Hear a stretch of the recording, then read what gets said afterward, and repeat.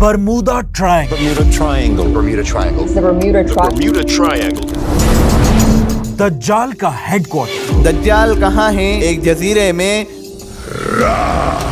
शैतान का तख्त। शैतान का जो तख्त है ना, इब्लीस का। The Devil's Triangle, known as the Devil's Triangle.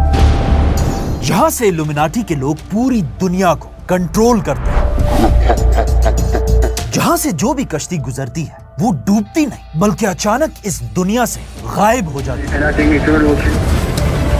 The ship was just missing in a hurricane. और सिर्फ कश्तियां नहीं बल्कि इस ट्रायंगल के ऊपर से कोई भी जहाज नहीं गुजर सकता। Where planes disappear from the sky in आखिर इस आइलैंड में ऐसा है क्या जिसकी वजह से इसे दुनिया का सबसे खतरनाक एरिया कहा जाता है? The deadliest, most dangerous, and deceptive location on Earth. The cargo ship that has been caught in Hurricane Joaquin. और क्या वाकई में यहाँ दज्जाल, शैतान और इल्यूमिनाटी का तख्त है? I would say there's some kind of a anomaly going on down there that we can't explain. Way down, there's something going on down there. Bermuda triangle की असल कहानी आज से 500 साल पहले शुरू होती है, जब दुनिया की सबसे बड़ी सुपर पावर का नाम था उस्मानिया सल्तनत। और ये वो जमाना था जब स्पेन भी मुसलमानों के कंट्रोल में था।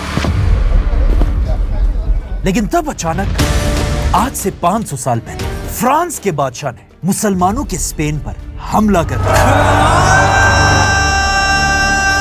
और तेजी से स्पेन को मुसलमानों से छीनने लगा और स्पेन में हजारों मुसलमान शहीद होने लगे।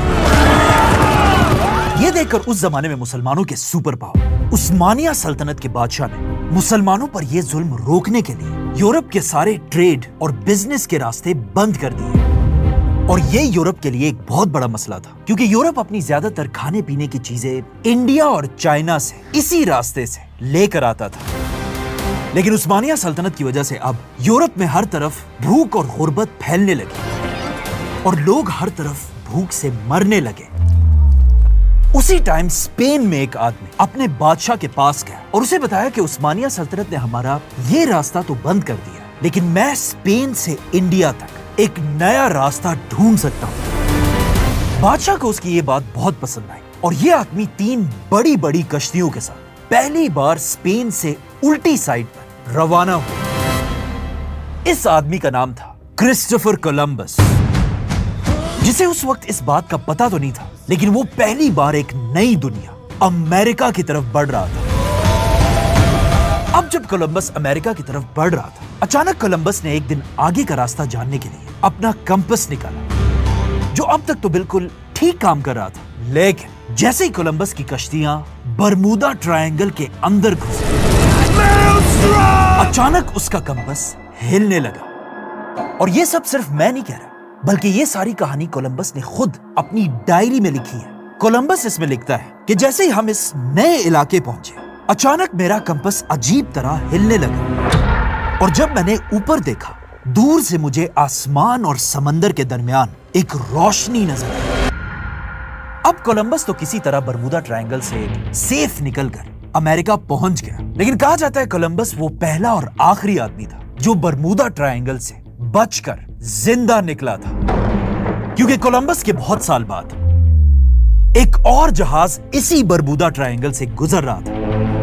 लेकिन जैसे ये जहाज भी बरमूदा ट्रायंगल के अंदर आया, अचानक इस जहाज के कैप्टन ने एक और जहाज को दूर से अपने करीब आता हुआ देखा और जैसे ये जहाज करीब पहुंचा, इस जहाज का कैप्टन और कश्ती में सारे लोग ये देखकर हैरान रह गए कि इस जहाज पर लोगों के कपड़े, चीजें और खाने पीने की चीजें तो पड़ी हुई हैं, लेकिन इस जहाज पर कोई भी आदमी नहीं था। हेलो? तो ऑफ कोर्स कैप्टन ने अपनी कश्ती से कुछ लोगों को इस दूसरी कश्ती की तरफ भेजा ताकि वो जाके देखे कि ये जहाज आखिर आया कहां से। लेकिन जैसे ये लोग उस कश्ती पे उतरे, अचानक समंदर में एक तूफान आया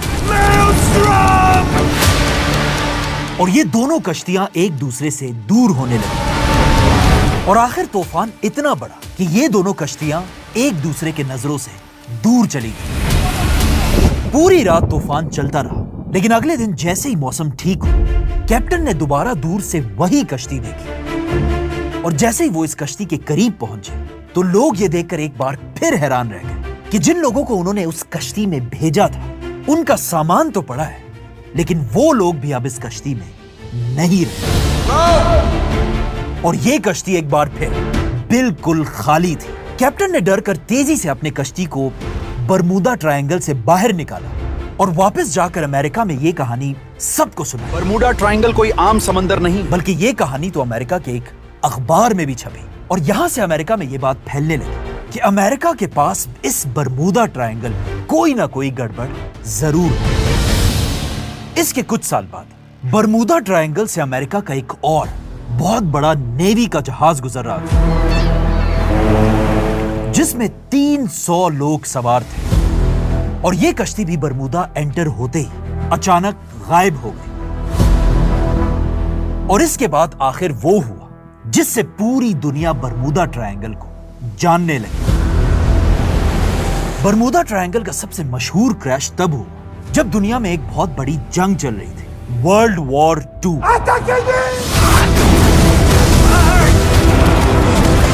क्योंकि अब तक तो बरमूदा ट्रायंगल में सिर्फ कश्तियां गायब हो रही थी, लेकिन वर्ल्ड वॉर 2 एक दिन बरमूदा ट्रायंगल के ऊपर से अमेरिका के 5 फाइटर जेट्स गुजर रहे थे। जैसे ये जहाज बरमूदा ट्रायंगल के अंदर आए, इन जहाजों के साथ भी एग्जैक्टली वही हुआ जो इससे बहुत साल पहले कोलंबस के साथ हुआ था। इन जहाजों के कंपस भी अजीब तरह से हिलने लगे, जिसे देखकर इनके चीफ पायलट ने इमरजेंसी में अमेरिका के रेडियो टावर से राब्ता किया और उन्हें कहा, बल्कि बरमूदा ट्रायंगल के ऊपर से गुजरते हुए इन पायलट्स की आपस में बहसें भी हुई। कोई कह रहा था हमें ईस्ट जाना चाहिए, कोई कह रहा है वेस्ट जाना चाहिए।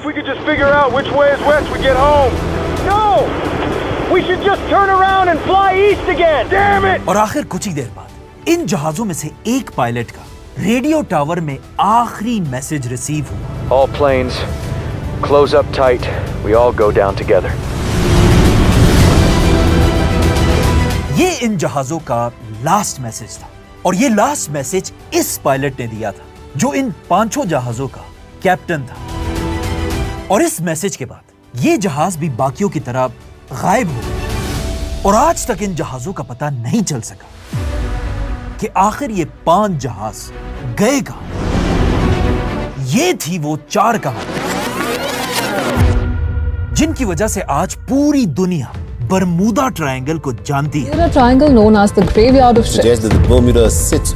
और अगर देखा जाए वाकई में ये बहुत ही अजीब कहानी है। कैसे ये सारे जहाज अचानक गायब हो सकते हैं? और इससे भी इंपॉर्टेंट बात ये है कि आखिर इन सब ने बरमूदा ट्रायंगल के अंदर देखा क्या? दज्जाल का आइलैंड, शैतान का तख्त, और या समंदर के अंदर एक ऐसा जानवर जो सिर्फ बरमूदा में ही रहता है? और इसका आंसर है कुछ भी नहीं। उन्होंने बरमूदा में कुछ भी नहीं देखा। ये सब बिल्कुल 100% झूठ है। Let's go back to the first कहानी, कोलंबस। आज से 500 साल पहले जब कोलंबस बरमूदा के अंदर एंटर हुआ और उसका कंपस अचानक हिलने लगा, ये एक बहुत ही सिंपल साइंटिफिक प्रॉब्लम है। कंपस चलते हैं दुनिया की मैग्नेटिक फील्ड से और दुनिया में कुछ इलाके ऐसे हैं जहां मैग्नेटिक फील्ड्स चेंज हो जाती हैं, जिससे कंपस इसी तरह अजीब तरीके से हिलता है। ऐसा सिर्फ बरमूदा ट्रायंगल में नहीं बल्कि रशिया, कनाडा, अफ्रीका के समंदरों में भी ऐसे ही होता है। दूसरा जहाज जिसमें कैप्टन को बरमूदा ट्रायंगल में एक खाली कश्ती नजर आई थी, ये तो है ही बिल्कुल एक झूठी कहानी। कोई आदमी बैठा बैठा बोर हो गया होगा और उसने बच्चों को डराने के लिए एक कहानी बना दी होगी जो पूरी दुनिया में फैल गई, जिसका एक न्यूज़पेपर आर्टिकल के अलावा कोई प्रूफ नहीं है। और ये आर्टिकल भी इस कहानी से 20 साल बाद लिखा गया। तीसरी कश्ती जिसमें 300 लोग गायब हो गए थे, ये भी जहाज के अंदर एक सिलेंडर क्रैक होने की वजह से डूबा था। और आखिर वो 5 जहाज जो बरमूदा में गायब हुए, ये जहाज अपना रास्ता खोकर समंदर में बहुत दूर निकल गए थे और इन जहाजों के पायलट्स का एक्सपीरियंस बहुत ही कम था, इसीलिए ये अपना वापसी का रास्ता भूल गए। और फिर कुछ देर बाद फ्यूल खत्म होने की वजह से ये जहाज बरमूदा के बड़े समंदर में डूब गए। मतलब इन सिंपल वर्ड्स, ये जहाज किसी जिन, शैतान या इल्यूमिनाटी ने नहीं डुबाए थे, बल्कि जिस तरह दुनिया के बाकी इलाकों में जहाज डूबते हैं उसी तरह यहां भी डूबे थे। फॉर एग्जाम्पल इस मैप को देखें। ये पिछले 20 साल का मैप है जिसमें कश्तियां आराम से बरमूदा ट्रायंगल के अंदर से गुजर रही हैं और कोई भी कश्ती नहीं डूब रही। इन टोटल बरमूदा ट्रायंगल में पिछले 500 साल में 50 कश्तियां और 20 जहाज डूबे हैं। 500 साल में 50 कश्तियां, जो एक बहुत ही छोटा नंबर है। बरमूदा ट्रायंगल के मुकाबले में ये दुनिया के वो सारे इलाके हैं जहां बरमूदा से 10 गुना ज्यादा कश्तियां और जहाज डूबे हैं। मतलब बरमूदा से ज्यादा इंडियन ओशन में कश्तियां डूबती हैं। मतलब बरमूदा बिल्कुल एक नॉर्मल सी जगह है जहां से आज भी डेली कश्तियां गुजरती रहती हैं। लेकिन यहाँ क्वेश्चन ये है कि अगर बरमूदा बिल्कुल एक नॉर्मल सी जगह है तो फिर ये दुनिया में इतनी मशहूर कैसे? Bermuda Triangle. Bermuda Triangle. इसका एक ही आंसर है, हॉलीवुड। असल में जब ये 5 जहाज बरमूदा में डूब गए, ये खबर आहिस्ता आहिस्ता अमेरिका में हर तरफ फैलने लगी। और बरमूदा ट्रायंगल की किस्मत बहुत अच्छी थी, क्योंकि जिस दौर में बरमूदा ट्रायंगल की बातें अमेरिका में फैल रही थी, ये वही दौर था जब अमेरिका की फिल्म इंडस्ट्री हॉलीवुड अपनी पीक पर था। This was the golden age of Hollywood. और अमेरिका में गॉडफादर, स्नो वाइट और द 10 कमांडमेंट्स जैसी बड़ी बड़ी फिल्में बन रही थी। जब हॉलीवुड के राइटर्स तक बरमूदा ट्रायंगल की कहानी पहुंची, ये एग्जैक्टली वही चीज थी जिसकी इन हॉलीवुड डायरेक्टर्स को तलाश थी। पैसा ही पैसा होगा। अमेरिका के वो मैगजीन्स जो पहले से ही अमेरिका में जिनों की हॉरर झूठी कहानियां प्रिंट करते थे, उन्होंने अपना पैसा बनाने के लिए बरमूदा की कहानी प्रिंट करना शुरू किया। इसके बाद अमेरिका में एक आदमी ने किताब भी लिखी कि बरमूदा ट्रायंगल के अंदर असल में एलियंस बैठे हुए हैं जो इन कश्तियों को गिराते हैं। ये बुक यहाँ हमारे पास है तो नहीं, लेकिन ये बुक इतनी वायरल हुई थी कि इसकी 1.5 करोड़ कॉपीज बिकी थी। इस बुक के बाद ऑफ कोर्स हॉलीवुड में बरमूदा ट्रायंगल पर एक मूवी बनाई गई और फिर एक और मूवी में इन 5 जहाजों को एलियंस के पास जाते हुए दिखाया और यहां से बरमूदा ट्रायंगल की कहानी पूरी दुनिया में फैल गई। यहां पर एक पॉइंट नोट करना लाजमी है। पुराने जमाने में मक्का में एक आदमी था, रसूलुल्लाह सल्लल्लाहु अलैहि वसल्लम से भी पहले, जिसका काम ये था कि वो मक्का से दूसरे इलाकों की तरफ जाता था और वहां के लोगों से उनके खुदाओं की कहानियां सुनकर उन कहानियों को मक्का लाया करता था। और मक्का के सादा और अनपढ़ लोग बगैर किसी प्रूफ के इन कहानियों को सच मान लेते थे। इन्हीं कहानियों की वजह से मक्का के लोग आहिस्ता आहिस्ता इब्राहिम अलैहिस्सलाम के असल दीन को छोड़कर बहुत दूर चले गए थे। बिल्कुल इसी तरह अमेरिका से भी कोई बरमूदा ट्रायंगल की कहानी लेकर हमारे इंडिया और पाकिस्तान आया होगा और अब तक अंग्रेज बरमूदा में सिर्फ एलियंस और कोई बड़ा जानवर ढूंढ रहे थे। लेकिन जब बरमूदा ट्रायंगल की कहानी हमारे लोगों तक पहुंची, हमारे लोगों ने इस कहानी में एक नया तड़का ऐड किया। किसी ने कहा बरमूदा के अंदर दज्जाल रहता है। दज्जाल कहाँ है? एक जजीरे में। कोई कहता है यहाँ शैतान का तख्त है। Some people call it the devil's triangle. कुछ कहते हैं इल्यूमिनाटी यहाँ से पूरी दुनिया को चलाती है। बल्कि एक ने तो यहाँ तक कहा कि बरमूदा ट्रायंगल से इमाम मेहदी जाहिर होंगे। और बिलखसूस बरमूदा ट्रायंगल। इस वीडियो का मकसद अगेन यही है कि आज इस एआई और इंटरनेट के दौर में हमने तब तक कोई बात नहीं मानी जब तक पूरी तरह हम रिसर्च ना कर लें।